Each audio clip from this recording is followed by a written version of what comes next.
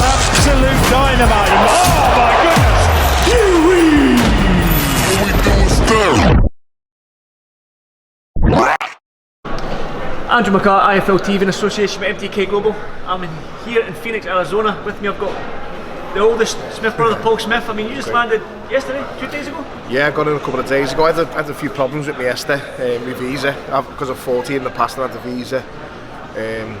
I'm obviously retired now, so I haven't renewed it. And every time I come in now, I was getting stopped. But my visa had expired. And I had to wait and reapply. I was supposed to be here on Sunday with the lads, with Stephen and Callum. But I'm here eventually. So you're here now? Yeah, got everything approved and I'm okay now.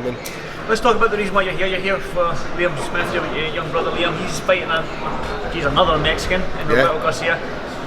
It seems like this might be the sleeper on the card, or maybe one of the ones that you're thinking this could steal the show fight of the night because of Liam's style, Roberto's style. Yeah. I mean, what kind of fight are you expecting? I'm be honest with you. I hope it doesn't. I hope it doesn't catch fire. I hope Liam just gets through it as he should and the way he should. But it has got the potential to do so, as you say. Garcia, we've seen him before back home in the UK. With Martin Murray and everything else, he's a tough lad. His game, he's had some life story as well. Eddie was explaining a little bit of it to us yesterday, which he doesn't really quite talk about in public. But he's tough and he's durable, and he'll be there to fight. And he's a natural middleweight as well. So Liam's got to stay switched on, keep his eye on the ball, and these type of fights are tough, as everyone else knows in the trade, in the industry. It's sort of a tick over before you get that world title shot, or before you get that last big push to a world title shot, and a world title fight is very, very close for Liam now. So he's got to just keep his eye on the ball, keep focusing that old saying, the banana skin it is. He's got to make sure that my ideal type of fight tonight would be Liam just winning well, landing easy, finding the target easy, getting into his groove. Getting into his groove with the smile on his face. But you know what he's like. He likes a fight and he likes getting involved. So maybe that style of fighting endeared him to these Mexican fans, because the Mexican fans. Oh, they love him. So it's crazy. You've seen it yourself this week. We're walking down the street in either LA or when we were in Mexico itself. Mexico City, then Hermosillo, and then when we're in here now, Phoenix, Arizona, and he's getting stopped in the street for photos. And they're not just boxing fans. A lot of the Mexican public do love Liam because of the way he fights. And it's that old saying, he fights like a Mexican, but he actually does, and he loves getting involved in a fight and wears his heart on his sleeve. What you see is what you get with Liam, and people love him for it, and rightly so. Oh, that's why I love him for it. That's why I love watching Liam fight. Teixeira's the WBO champion at 154. Liam's old belt. I think that's the fight that Liam wants. Yeah, I think that's what he'd like. That's what he's trying to get. That's what he hopefully will get. The WBO seems like the easiest route and the best route to make. I mean, not the easiest fight. Having been champion before, and they're very familiar with Liam. So hopefully it can happen. But at the moment, what you think? There's exciting fights out there now. Liam would take any of them. Even if any of the welterweights wanted to jump up to 154, he'd take them. I'm not ruling out anything, but Liam, he just wants them opportunities, and I'd love to see the WBO title fight against Teixeira. Liam's walking about this hotel so chill, so relaxed. From the moment I got here on Monday, nothing. It seems like nothing phases. It's the same with Callum. Yeah. Callum, they're just too laid back, and you and Stephen, the sort of. No, with me, I sort of had to get myself in that fight week mode. Maybe a little bit older, a little bit more of maybe a generation before, so to speak, where when I turned pro, I was in the Hatton Calzaghe type generation era in boxing, where you needed 20 fights before you even did anything. Then the generation after me was the likes of, say, De Gale and Groves and all the likes of coming through at that stage from 2008, 2009, where you're expected to win titles in your first 10 fights. And it just changed completely, and you're fighting more regularly, you were doing everything else, and it's better that way. This generation, I think, as well, it's more of a business for them. It's obviously a passion, but they know what's what. You can relax. I'm sitting there thinking today, we're in Arizona, and the last fight before this we were in Mexico, and the one before that with Calum we were in New York, and we're getting out and about, and we're around and about, and it's not like all glitz and glamour. You've seen some of the places we've had to go for fight, and the boxing fraternity have to go for fights, but sometimes it's nice like this, and when it's nice you enjoy it. And this is nice. It's a nice hotel, it's a nice city, it's a nice place, nice state. It's a state we've never been to before, and it's fight week, and Liam's in a very good place, so he's in a great mood. Joe Gallagher said to me before, we were sitting having a coffee and having a chat, he said he's there, he's in that place. We know he's in a good place now after he's had his had his fight week here, his little bits of training, what he's done, his media obligations. He's made the weight very well, and obviously it's at a weight above. And he's in a good place, and we're happy with that. We're leaving now. Everything's gone okay in camp, everything's gone well in camp, everything's gone okay fight week. There's been no injuries, no little niggles and that, so I'm excited to see what he can produce. He's got that little smile on his face and that little bit of spite back in him as well, which obviously probably never went. Yeah, that's what you need as well in this game. Yeah, he's got bags of that, Liam. He's got bags Somebody of that that. probably doesn't have that sort of spite, unless he's not outside the ring, but definitely has it inside the ring, is Callum. I mean, Callum's WBA champion, Ring Magazine champion. It took him a long time maybe to get that world title shot. He said it himself, it's maybe because I don't trash talk, I don't call anyone out, I'll just sit here patiently and do my thing and fight whoever's in front of me. But now he's got his titles, Callum. I mean, the next logical step, most organic step, is probably Billy Joe Saunders, the Canelos, whoever the other champions are at 168. Do you feel the same sort of as Callum, that it's these big fights that's it now from now on in 2020? I'm convinced that all Callum wants is the big fights. All he needs is the big fight, and tick over jobs or no disrespect whatsoever with John Ryder having to face your mandatory who you think in your heart of hearts and who you know in your heart of hearts that you're going to beat and you're going to beat well. You know, it's tough to get motivated for them type of fights, and it showed in the performance. You know, it was. I keep seeing like robbery, and I keep seeing Rob Blind. It was a close fight. I had Callum winning. That's it. You know, people say, "Oh, you're bound to, you're biased." If anything, I go the opposite. I watch fights in a close round. I think, well, I'll give that to him because I don't want to be biased. You know, let's worst case scenario, always watching your brothers. At the end of the 6th round, I remember looking across to our Liam, whose opinion I rate really highly on boxing. Stephen the same. He was sitting with him. I said, "Have you got it?" And he said, 5-1. I had exactly 5-1. So I said, "Well, I'm alright. I know that's right then." So when the decision's getting read out, there's no way to me that Ryder won 7 rounds. Ryder gave a great performance. A lot of the shots, if you're scoring it properly, if you've got the sound off on the time, you're scoring this and you don't know the backstory, you're just scoring a fight, which is tough to do. And not many people can do it, but profess that they can and claim that they can, and it's a tough thing to do, score a fight. You're watching, you're scoring. It's very subjective, and boxing's one of the sports and one of the only sports out there that the event is over and you don't know who's won. And there's not many like that, and it's all based on 3 people's opinion. And them 3 people, in their opinion, Calum did enough to win that fight. Did more than enough to win the fight on one of them, which I didn't really agree with. But if you're getting a couple of close rounds, and I always say when it's a close fight and the scoring's wide, I'll never complain. When it's a clear-cut fight, where one fighter definitely won 7 of them rounds or 8 of them rounds, and one fighter definitely won 4, and it's wide, then it's a problem. Yeah. But when it's a wide fight like Canelo against Mayweather, or like any of the Mayweather fights where they've scored close, and it's a wide fight and it's clear to see that he's won 11 rounds and he's scored a close, then it's a problem for me. But back to the subject, tick over jobs, mandatory defences, and fights where you're just biding time, waiting for the big one, they're the problem fights. And Callum's had enough of them now, and he wants Canelo, he wants Benavidez, he wants Billy Joe Saunders, he wants all of them. You know, no disrespect to them fighters, the great fighters, the world champions, and they're brilliant, but he just wants the business end fights and the big fights. I think the Benavidez one will be quite tough to make. I think the Plant one will be tough to make because of promotion on PBC and everything else, and I think the Billy Joe Saunders will be very easy to make. Fighting will be very easy to make, but it's all going to be based on, I think, in my opinion, who gets Canelo, if and what Canelo does. If Canelo takes Billy Joe Saunders, Calum's going to have to go for Golovkin or someone else like that. You know, the winner of tonight, Chavez Jacobs, if Canelo chooses Calum, then it's Canelo. And that's the thing, people are sitting there saying, "You'll force this on Canelo." Canelo doesn't do anything for anyone. Canelo does whatever he wants, whenever he wants. Canelo probably knows, or the Canelo's team know who they're fighting in. Exactly. They just haven't announced it yet. They just haven't announced it yet, and that's how it is. He's the star in boxing. He's the A star. He's the mega star in boxing, and we have to all wait to see what he does. But Callum will be ready and more than ready. People said this about when Callum fought against Scotland and against Nicky Olskin. Oh, he's never going to beat Groves. Never going to fought Groves, raised his game, showed you what he can do. And I think the better the opponent, the better Callum Smith will be. And unfortunately, the lower down the opponent, probably Callum will drop his game as well. But that's just how it is. And that's no disrespect to John Ryder or Nicky Olskin or Eric Scotland in any whatsoever. That's just boxing. For some reason, you've been tasked to, and it's your opinion only, you get to choose for some reason, right, who Callum faces next. Who would you like it to be? Canelo? Stupid question. Me, why not? You know what I mean? Why not?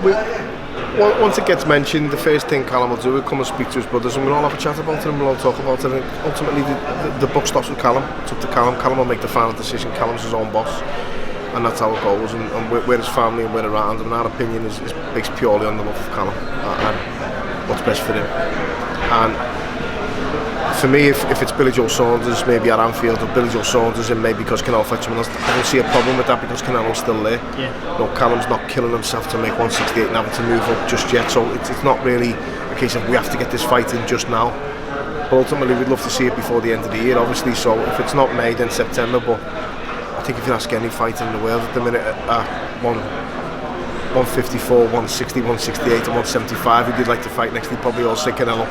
Because everyone wants Canelo, obviously. So yeah, of course, if the fight can be made, then I'd probably choose Canelo straight away, as would everyone. But I don't see a problem if it's not Canelo in May and it could be, say, maybe September.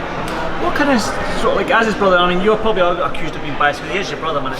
You're going to be biased in some sense of the word, but what does Callum have in his arsenal that you see that can beat Canelo? I say it all the time. People keep saying, "Oh, you're biased," but they said I was biased when he beat Groves. When I said he'd beat Groves, and I said he'd beat Groves well and look well doing so. I said he'd stop Groves. I said he'd knock Groves out, and I said he'd do well. And George Groves is a great fighter. I've been in the ring with him myself. Really good fighter. Achieved a lot in the game. Delighted for him when he won his world title. Even more delighted now because Callum won the world title from him. That's how boxing goes. Had a great career, done really well. People were writing Callum off, he's got no chance, he's got this. I said, listen, I'm not being biased, I know what Callum can do. I've seen Callum in the gym, I know what he can do, I've seen him sparring, I've seen him fight, I know what the kid's about, I know him better than most people because of his brother. That doesn't mean I'm biased, that's just me giving my opinion. I don't see Canelo in the gym doing what he does. I watch the videos of him, but that's only a snippet of what they're allowing you to see. I see Callum on his good and bad days. Joe Gallagher sees Callum on his good and bad days. Liam, Stephen, me dad, we see him on his good and bad days. We know what he's got. On his worst day, we know what he's got. On his best day, we know what he's got. On his best day, it's a fighting prospect, and I think he holds his own with anyone in the world from 160 up to 175 and possibly beyond because of the frame that he's got. I think the frame, the size, the attributes that he's got, the size, the power is more than enough to give Canelo a tough night. And you need a bit of luck in boxing. Everyone needs a bit of luck in boxing, but I think he's got the tools and the attributes to just make it happen and click on the night. The size is going to be something for Canelo, obviously. I think Canelo's got a great chin. I think he's proven in the past he's got a great chin, but he don't always like to the body himself. I think everyone automatically falls into that habit of trying to just bang away to Callum's body or get close and put your head on his chest. Well, John Ryder did that and nullified a lot that he did, but Canelo's not going to try and do that. Billy Joe Saunders isn't going to try and do that. No one is going to try and fight the way John Ryder did, because ultimately they're not going to be able to get their own work off. And I think he's class, Canelo, quality fighter. We know what he's about, but I'm sure with Joe Gallagher and Callum they can devise a good game plan to nullify what Canelo does, or to take his best assets away and try and use and utilise Callum's best assets to get involved and take a decision or take a knockout or a stoppage. But you take whatever win you can against Canelo, whatever one you could against Canelo. But let's see if we can get the fight to happen first and foremost. But I do, obviously, no bias at all. I think Callum beats him. He's my brother. I think he's got quality attributes, everything about him, stars, power, everything else. His attitude, his fitness, his dedication. That's why he is where he is at the moment, and that's why we're talking about him being mentioned in that bet with Canelo. You mentioned Anfield briefly there. Yeah. I mean, I said to Stephen, I've mentioned Anfield there when I said, what did it mean for all you, Liam, this is Callum, Liam and Stephen, would Paul come out of retirement for an Anfield fight? But what I said, Eddie asked me in Mexico, would you have one more? I said, you know what, I wouldn't stop it. If you wanted to afford to fight, then I'll get back in the gym, start training, start taking over and getting a bit of beef off. I've lost about a stone since he mentioned it. Stephen said, Paul, come out, we'll find a cruiserweight for him. Yeah, fine. I was laughing and joking. I said, go and ask Dave Allen. Dave Allen, the size of Dave Allen, mate. I wouldn't want anything to do with him. It was just a joke. But I was laughing, saying, listen, anyone. But as soon as he mentioned it to me in Mexico, I started eating well. I started, changing a little few habits, because I've been retired. I'm done. I don't want to go near a gym because I don't want to get the bug back. I don't want to start punching things because I don't want to get the bug back. For me, being a fighter and having been going to gyms when I was 9, it's been a job. Why would I want to go to a gym for fun? It's like asking a taxi driver to go and drive people around for fun. It's just one of them things. But if there's a possibility of having a fight with all 4 brothers on the same show, then I'm sure I could get 6 rounds out against anyone on the undercard, and I wouldn't stop it. But we don't know whether that'll happen again. Or waiting on probably Canelo, probably waiting on see which fight we can get. But Anfield, as soon as the fight got announced at Goodison a few years back, I got in touch with Eddie Stater. I said, look, get me on that to stadium in my city. It's a rival team, I don't support them, they're my team's rivals, but I'd love to fight on a stadium in my city, and who wouldn't? And if this is a possibility at Anfield, there hasn't been a boxing fight there since 1943, so if we can do something like that, then that'd be great. Yeah, Nell Tarleton it was in 1943. Good fight. Apart from the amateurs, have you all fought in the same show before? No. I've fought with Stephen and Liam, and I've fought with Callum and Stephen, but we've never had all four together. And I'm not sure if it's been done anywhere in the world for professional brothers. That's why you know, if we can just maybe tick a little box on that for the sake of doing a 6 rounds, 8 rounds, or 10, whatever you want to do, then I've still got that. Even once you don't get the bump back, get the knockout, the first round stoppage, and you're like, I'm coming back. That's me, I'm done. Start calling people out. No, I'm still obviously around the game. I still work for Sky and do bits for Sky now and then, and I'm still obviously keeping my eye on it. And there's kids I look at now and I think, you know, I know what I can still do, but I'm not one of them fellas. It's tough. I'd say in a fight if it was the right fighter, but I'd have to give the fighter 110% of my time and my effort and everything else, and it's tough because I've got other things going on at the moment, and I've been involved in starting a boxing agency up for a long time now, doing everything like a one-stop shop, every last thing from you know, arranging every last thing for them, accountancy, legal, sponsorship, all under the one roof. And there's sports agencies out there that I can team up with, and I have teamed up with and plugged into the back of them, so I can use all their facilities and their infrastructure.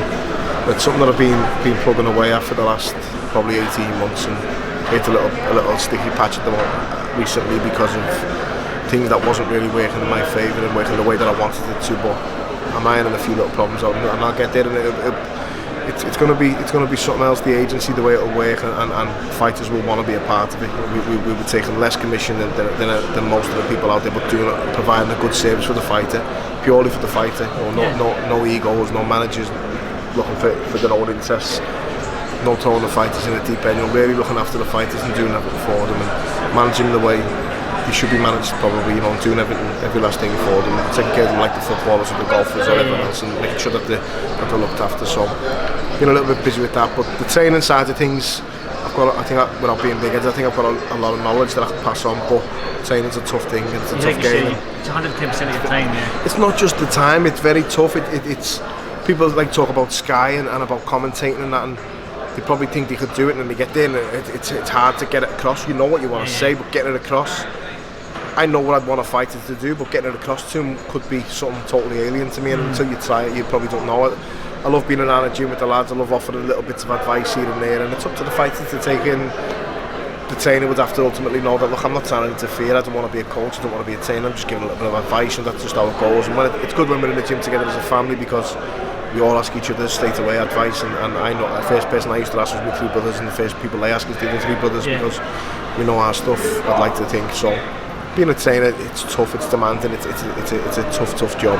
When he's finished, you've got to go on. That's why I respect the people like Joe Gallagher, Adam Boody, who are here, you know, top trainers in the country, and for me, they're probably the best trainers in the country as well.